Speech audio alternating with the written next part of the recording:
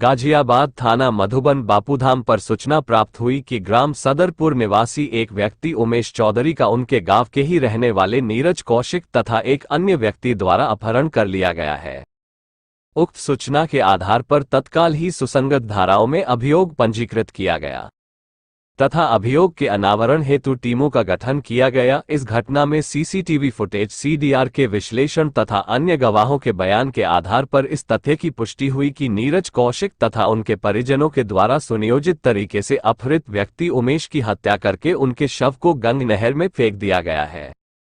उक्त सूचना के आधार पर नीरज कौशिक की पत्नी, भाभी तथा एक अन्य व्यक्ति राजेंद्र शर्मा को गिरफ्तार किया गया है तथा पूछताछ के आधार पर अग्रिम वैधानिक कार्यवाही सुनिश्चित की जा रही है।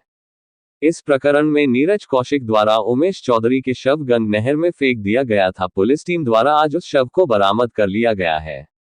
पूरे प्रकरण में साक्ष्यों के आधार पर अग्रिम वैधानिक कार्यवाही सुनिश्चित की जा रही है।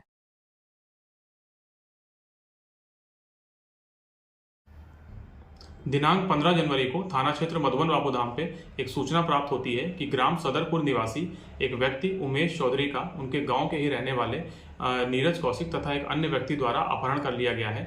उक्त सूचना के आधार पर तत्काल ही सुसंगत धाराओं में अभियोग पंजीकृत किया जाता है तथा अभियोग के अनावरण हेतु टीमों का गठन किया जाता है।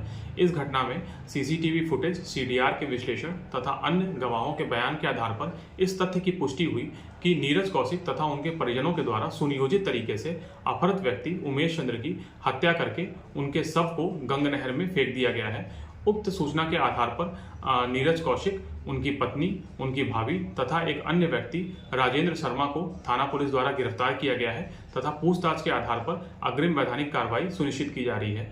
इस प्रकरण में नीरज कौशिक द्वारा उमेश चंद्र के जिस शव को गंग नहर में फेंक दिया गया था, पुलिस टीम के प्रयास से आज उस शव को भी बरामद कर लिया गया है। पूरे प्रकरण में साक्ष्यों के आधार पर अग्रिम वैधानिक कार्रवाई सुनिश्चित की जा रही है।